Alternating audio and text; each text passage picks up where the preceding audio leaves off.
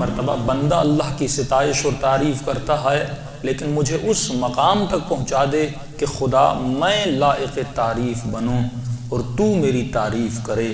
علماء فرماتی یہ مقام شفاعت ہے۔ وَرَزَقَنِ الْبَرَاءَ، پھر خدا سے مانگتے کیا ہو؟ مقام براءت کو اللہ سے مانگتے ہو، جو بہت بڑا مقام ہے۔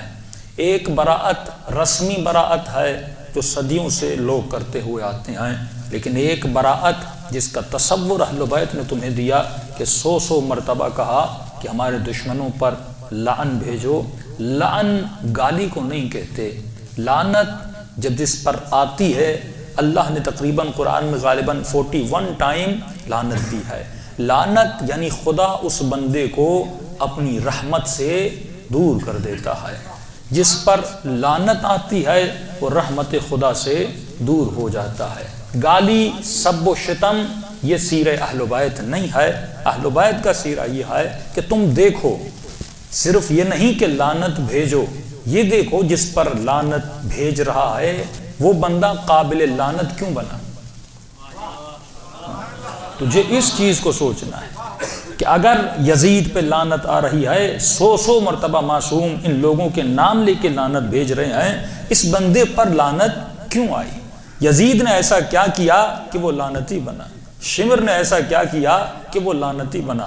پھر کچھ فیملیز پہ اہل بیت نے لعنت بھیجی، کچھ ادوار پہ مولا نے لعنت بھیجی۔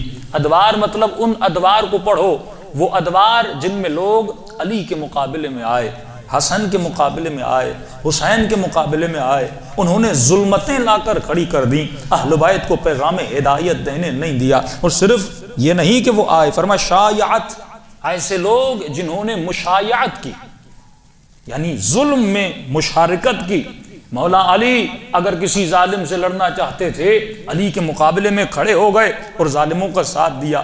بایعت، مشارکت بھی کی، اس کے ساتھ بیعت بھی کی۔ اسرجت، کتنے ظریف نکات ہیں زیارت عاشورہ میں کہ خدا اس پر بھی لعنت کر جس نے بیعت کی اس ظالم کی جو اہل بیت کے مقابلے میں آیا۔ اے خدا اس پر بھی لعنت کر جس نے اس لشکر میں مشارکت کی جو لشکر اہل بیت کے مقابلے میں آیا۔ اسرجت، اے خدا اس پر بھی لعنت کر جس نے اس گھوڑے پر زین چڑھائی۔ کتنی باریکیاں ہیں۔ اگر کوئی خاتون اپنے شوہر کے گھوڑے پر زین چڑھا کے کہہ رہی ہے کہ جا کربلا میں حسین کے مقابلے میں لڑ، فراز عاشورہ فرماتے ہیں اس شخص پر بھی لعنت ہے کہ جس نے بیعت کی، جس نے مشارکت کی، جس نے گھوڑے پر زین چڑھائی۔ الجمت، جس نے اس گھوڑے کو لگام لگایا، اس پر بھی لعنت ہے۔ تنقبت، جس نے نقاب لگایا اور حسین کے مقابلے میں آیا، نقاب منافقت لگایا کہ لوگوں کو پتا نہ چلے میں کس کے ساتھ ہوں۔ فرمایا ان سب پر لعنت ہے کہ فرمایا جب یہ لشکر کوفے سے جا رہا تھا کربلا کی طرف، خواتین اس پہ غور کریں، سب سے بڑا کردار تھا عورتوں کا۔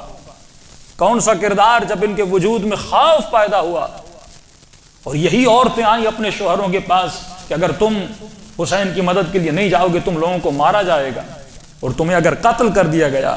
ایک طرف جناب حبیب ابن مظاہر کی بیوی ہے، ایک طرف کوفے کی اور عورتیں ہیں۔ شوہروں کو مجبور کیا کہ اگر تم ابن زیاد کی مدد نہیں کرو گے ہمارے بچوں کا کیا ہوگا، اگر تم ابن زیاد کی مدد نہیں کرو گے ہمارے جان و مال کا کیا ہوگا۔ یہ عورتوں نے شوہروں کو مجبور کیا، اس قدر مجبور کیا کہ ابن زیاد کے پاس گئے اور حسین کے مقابلے میں چلے گئے۔ لیکن ایک طرف جناب حبیب ابن مظاہر کی بیوی ہے، جب خط آتا ہے تو بیوی سے امتحان لیتے ہیں کہ حبیب کس کا خط ہے؟ کہ حسین ابن علی کا خط ہے۔ کہ خط میں کیا لکھا ہے؟ کہ حسین مدد کے لیے بلا رہے ہیں۔ کہ حبیب پھر تیرا فیصلہ کیا ہے؟ حبیب نے کہا سوچ رہا ہوں جاؤں کہ نہ جاؤں۔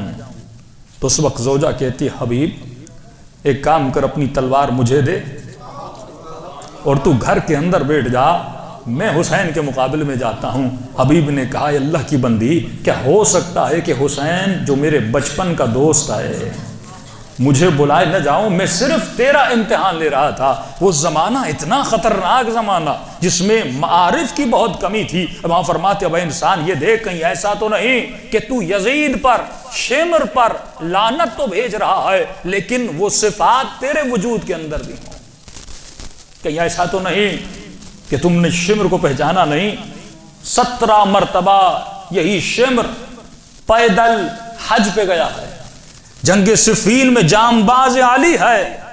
یعنی تصور کرو، اگر جانباز کا مطلب یہ ہے کہ جنگ صفین کا زخمی ہے، علی کے لشکر میں اس کو زخم لگے ہیں، اور یہ تصور کرو اگر دفاع علی ابن ابی طالب میں لڑتے لڑتے اگر شمر مر جاتا۔ آج تم لوگ شہید شمر کہتے ہیں، اگر اس لشکر میں شمر مر جاتا آج دنیا شہید کے نام سے یاد کرتی، لیکن یہی شمر ہے جب کربلا میں جاتا ہے، شمر کی نہ شکل بدلتی ہے نہ جسم بدلتا ہے۔ کیا شمر کی شکل بدل گئی؟ کیا اس کا حلیہ بدل گیا تھا؟ ایک چیز بدلی تھی، شمر کا کردار بدل گیا تھا۔ یہاں امام فکر پہ لعنت بھیج رہے ہیں کہ اے بندے خدا، جو تو 100 مرتبہ لعنت تو بھیج رہا ہے، لیکن ذرا یہ سوچ کہیں تیرے وجود میں وہی صفات تو نہیں جو صفات شمری تھیں۔ اس کی آسان ترین مثال یہ ہے کہ ایک بندہ یزید پر لعنت بھیجے لیکن شراب بھی پیے، یہ لعنت نہیں ہے، یہ اپنے اوپر لعنت بھیج رہا ہے۔ ایک لعنت، ایک رسمی شیعہ وہ ہے جو 1400 سال پہلے وہ لعنت بھیج رہا ہے، جو 1400 سال پہلے یزید مر گیا اس پہ لعنت بھیج رہا ہے۔ معصوم فرماتے ہیں وہ لعنت نہیں، براءت ایک سسٹم کا نام ہے۔ تجھے اتنی لعنت کو ریپیٹ کرنا، یہ ریپیٹیشن تیرے وجود میں یزید کے کردار کی نفرت کو پیدا کرے، یہ تکرار تیرے وجود میں اس ادوار کی نفرت پیدا کرے کہ جو جس کردار نے شمر کو حسین کے مقابلے میں لایا، اور بندہ اتنا قسی القلب ہو جائے کہ جو حج پہ جا رہا ہے کہ ابن سعد جب لشکر کو لے کر جا رہا ہے، یا خیل اللہ، چلو اے لشکر خدا، قرآن کی آیتیں پڑھ رہا ہے کہ چلو اے لشکر خدا، چلو کسی باغی کو مارنے چلو۔